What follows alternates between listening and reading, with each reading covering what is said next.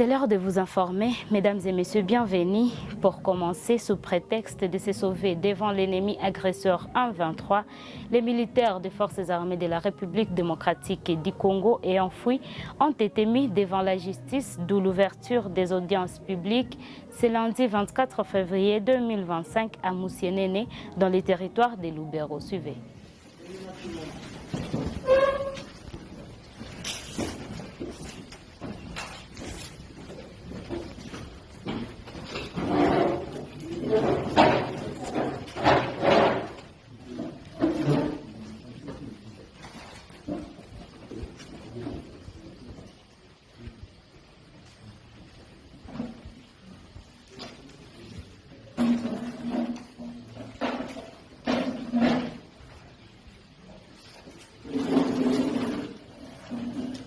À droite,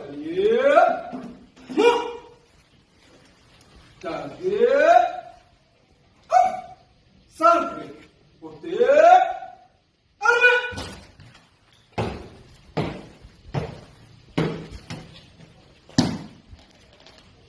Monsieur le président du tribunal militaire de garnison de Butembo, mon capitaine, police d'audience devant vous pour vous présenter les prévenus à comparaître à l'audience de ce jour. Commandant police d'audience, Mouindo Moussa. Merci pour les honneurs d'audience publique de ce jour ouvert par notre rapport. À vos ordres, mon capitaine.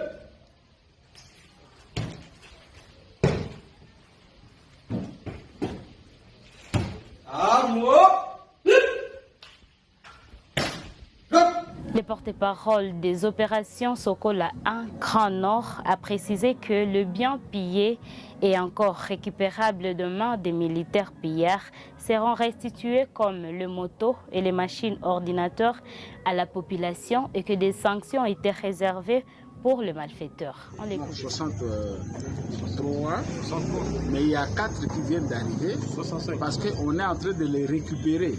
Il y en a qui avaient déjà atteint la ville de Béni. Il y a des biens saisis qui sont à Béni et à Lubero. Alors, on commence d'abord par ce groupe-là.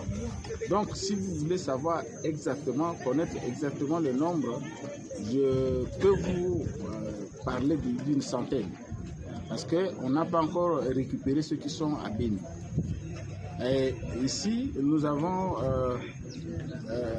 présenté devant la barre ceux qui ont commis des exactions à Lubero, à Moussienene, à Kimbulu et aussi dans le village environnant la ville de Butembo. Oui, mon colonel, et les sources des victimes, c'est quoi? Les sources, je venais de vous dire que la loi sera appliquée. Et nous sommes en état de guerre. Ces gens qui ont tué, volé, détruit, sali l'honneur de la République seront traités comme tels. Les biens des victimes seront restitués. Les biens des victimes, du moins ce qu'on a récupéré. Parce qu'il y a des biens qu'on peut récupérer. Il y a des choses comme les boissons, les trucs qu'on ne saura pas récupérer. Mais les motos, les ordinateurs, les vélos, il y en a qui ont fui même avec des lapins. Vous savez, on ne peut pas récupérer les lapins. Mais du moins, pour les biens qu'on a récupérés, c'est pas pour eux que vous voyez la population ici. Les gens sont venus voir, est-ce qu'on peut, ils peuvent récupérer leurs motos, leurs vélos, leurs biens apportés par ces voyous. Oui, mon colonel, peut-être une autre question. Comment est la situation aujourd'hui en territoire de Lubero? Parce que il y a beaucoup... Le président de la République, Félix-Antoine Tshisekedi Tshilombo, s'est exprimé devant les membres de l'Union sacrée sur la situation de la guerre depuis le samedi 23 février 2025. Les détails dans ces reportages. Plus de 700 personnalités, parmi lesquelles notamment les chefs des institutions de la République, des députés, des sénateurs et des représentants de partis et regroupements politiques, tous membres de l'Union sacrée de la nation, se sont retrouvés au chapiteau de la Cité de l'Union africaine ce samedi 22 février 2025 pour entendre le message du président de la République Félix-Antoine Tshisekedi Tshilombo, garant de la nation, face à la situation de la guerre d'agression du Rwanda dans la partie est de la République démocratique du Congo. Tout a commencé par la prière et une minute de silence en mémoire de toutes les victimes de la guerre d'agression dans l'est du pays, à laquelle le secrétaire permanent de l'Union sacrée de la nation André Mbata a convié l'assistance. Dans son adresse, le président de la République, haute autorité de l'Union sacrée de la nation, en a appelé à la prise de conscience collective face à la guerre d'agression, à ne pas être distrait par des querelles intestines. L'ennemi est debout, l'ennemi est actif. L'ennemi, ce n'est pas seulement celui que vous voyez. D'ailleurs, ce que vous voyez n'est que de l'agitation. On a pris quelques esprits faibles de nos compatriotes et on les a placés devant pour donner une illusion de quelque chose. Mais je peux vous dire ici que cette illusion ne restera qu'illusion.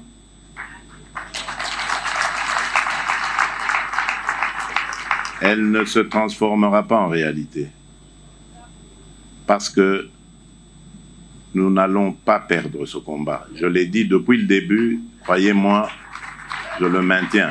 Le président de la République a lancé un vibrant appel à l'unité nationale. Nous appartenons tous à notre pays, la République démocratique du Congo, a dit le chef de l'État. Et de poursuivre, la RDC mène le combat sur plusieurs fronts diplomatiques, militaires et politiques. Sur le plan diplomatique, la RDC enregistre des victoires. L'on doit continuer à fournir des efforts, à rester vigilant et actif, a dit le président de la République. Sur le plan militaire, le chef de l'État, commandant suprême des FARDC et de la police, a rendu hommage aux forces armées loyalistes. Il a réitéré sa détermination de monter une armée d'élite et d'assurer la prise en charge des hommes des troupes. Enfin, sur le plan politique, le président de la République a déploré le silence de la classe politique congolaise face à l'agression de la RDC. Parlant du dialogue, le président de la République a indiqué qu'il a toujours tendu la main pour un dialogue constructif, un dialogue de responsables permettant le développement de la RDC, mais pas un dialogue avec des pantins. Le chef de l'État a salué la prise de position actuelle de la communauté internationale face à l'agression du Rwanda. Il a aussi vivement condamné les attaques des ambassades lors des manifestations de la population.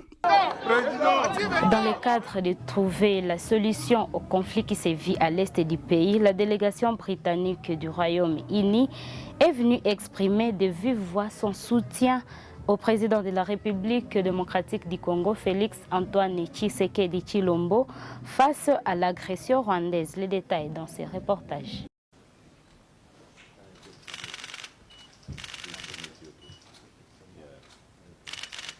Conduite par le ministre britannique des Affaires étrangères David Lammy, la délégation du Royaume-Uni est venue exprimer de vive voix au chef de l'État, Félix Antoine Tshisekedi Tshilombo, tout le soutien diplomatique que ce pays apporte à la République démocratique du Congo en ce moment où sa souveraineté et son intégrité territoriale sont mises à mal par les Rwandais. Depuis l'invasion de Goma par les forces coalisées RDF M23, le Royaume-Uni est parmi les premiers pays qui ont clairement condamné cette occupation illégale et sa position est restée constante.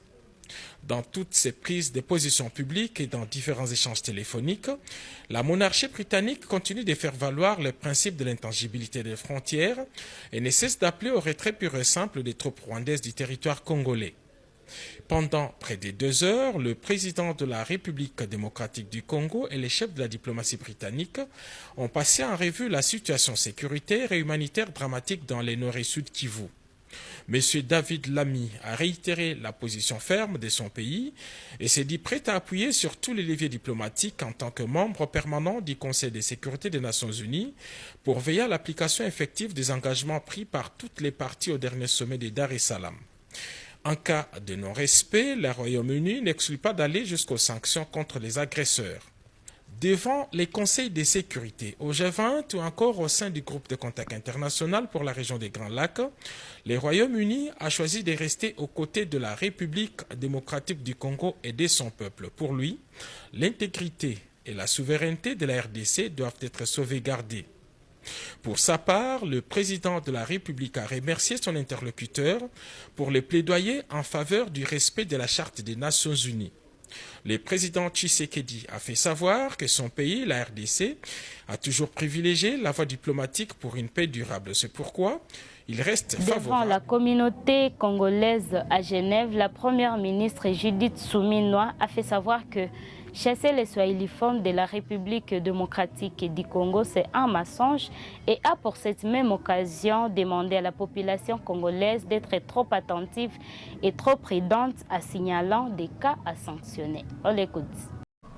Les loba banabino que cause à la moussaïli comme il problème na RDC likamwa bimeli wapi. Et bimeli wapi.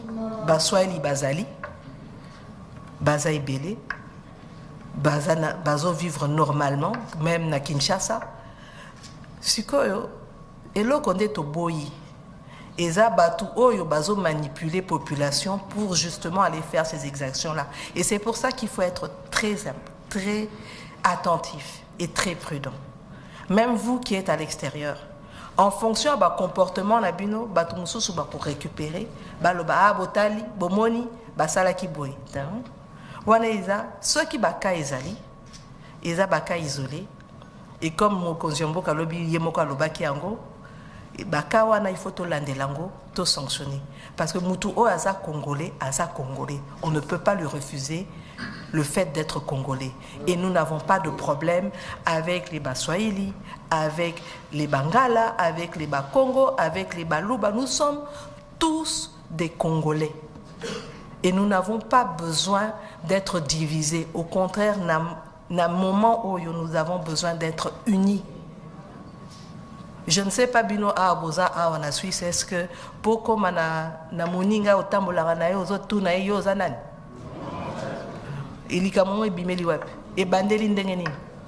Tozala na biso to fandaka tozala na problème wana te pourquoi les lois comme la biso problème et ko comme problème te nous sommes au-dessus de ça, nous travaillons dans l'unité, nous vivons dans l'unité et c'est ce que nous voulons prôner, cette cohésion de la RDC, tous unis ensemble contre l'agresseur. Nos problèmes à nous, nous en avons et nous devons les régler, nous ne devons pas l'occulter et nous devons travailler pour ça, il n'y a pas de problème. Mais nous ne pouvons pas accepter que Munguna Moka et Wikilibanda à côté la biso à Luka,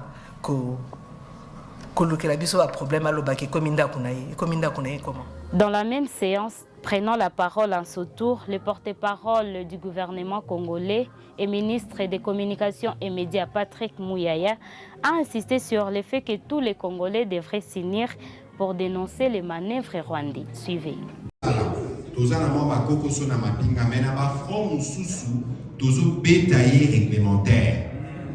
L'air biso toujours dénoncé poison rwandais. Mais lelo maman premier ministre Azaï Kolowangwa. Est-ce qu'il y a aussi boyoka que na Kinshasa bazo attaquer baswahili? Attendez batu bazo lo balelo. Ba pesa binoka exemple moko.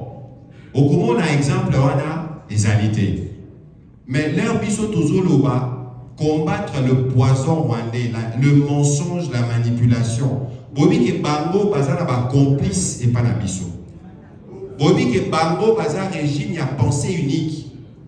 Na Rwanda, les maman premier ministre alobaki awoni ba député bazo critiquer même stratégie militaire ya gouvernement. Oyo atana ba moko a mindele batu ba se réservaka. Ozomona na Rwanda batu balobaka te. Na Rwanda Rwandais nyonso soit okangi munoko soit okomisi régime. Biso toza na régime beaucoup démocratique. Mais bandeko totana na malamu. Est-ce que le régime démocratique il faut continuer pour ça même quand la patrie est en danger? Parce que parfois biso moko na bitumba toza ka ba difficulté pourquoi? Parce que biso moko toza ko se critiquer entre biso. So ko monitel azana moi faiblesse ko lo ba mona TVT pour Rwanda ko yiba ko salela. Côté là na pépé ni yebisaye. Alors, nous, on attire votre attention. Pourquoi?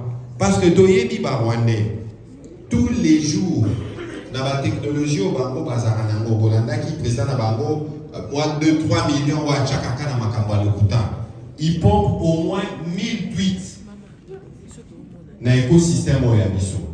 Tous les jours, dans la trône là-bas. L'air est yaka, et il y a la forme ébélée. C'est que l'air est comme un biso, attitude d'un biso ba congolais amis. Ce que tu as bien, na WhatsApp, biso nyon soto za les semba au kabola ba nouvelle à mamé. Et ça les lots beaucoup ça la pasi makasi.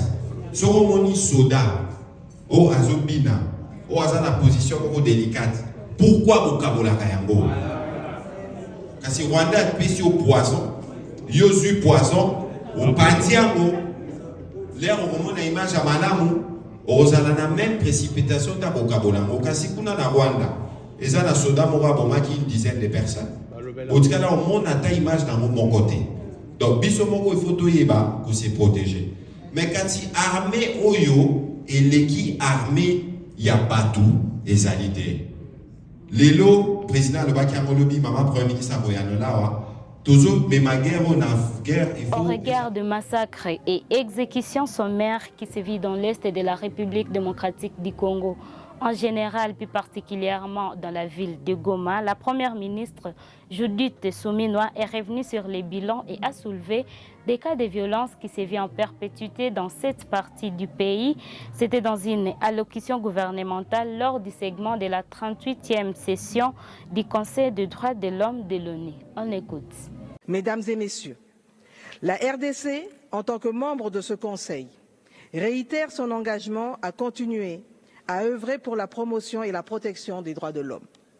Par ailleurs, suite au récent passage de notre pays au 4e cycle de l'examen périodique universel et devant le Comité pour l'élimination de la discrimination à l'égard des femmes, nous nous engageons à développer un plan d'action de mise en œuvre des recommandations de l'examen périodique universel et des organes de traité et comptant sur l'appui du Haut Commissariat aux droits de l'homme pour sa finalisation et l'échange des bonnes pratiques. Faisant suite au discours du président de la République devant cette auguste assemblée lors de la 52e session, nous continuons de travailler dans d'autres domaines clés, notamment la justice transitionnelle, l'amélioration de la situation des femmes et des enfants, ainsi que celle des conditions de détention des détenus selon les priorités fixées par mon gouvernement. Concernant le droit à un environnement sain, la République démocratique du Congo, conformément à ses engagements en tant que pays solution, avec ses minerais stratégiques, ses forêts et sa biodiversité, continue de jouer son rôle pour la préservation de l'équilibre environnemental mondial, protégeant ensemble cet équilibre. Mesdames et messieurs, il m'est impossible de vous décrire les cris et les larmes de millions de victimes de ce conflit. Femmes, filles violées, enfants en relais de force, déplacés et orphelins. En outre, les défenseurs des droits de l'homme, les journalistes, les artistes, témoins de cette tragédie à l'Est, n'ont pas le droit de la raconter. Ceci nécessite une réponse internationale renforcée et coordonnée. Nous appelons donc la communauté internationale à renforcer son soutien humanitaire, à fournir des ressources pour permettre une bonne prise en charge des milliers de blessés, de déplacés et de s'assurer du respect du droit international humanitaire, car ces principes sont essentiels pour sauver des vies et alléger la souffrance des Congolais.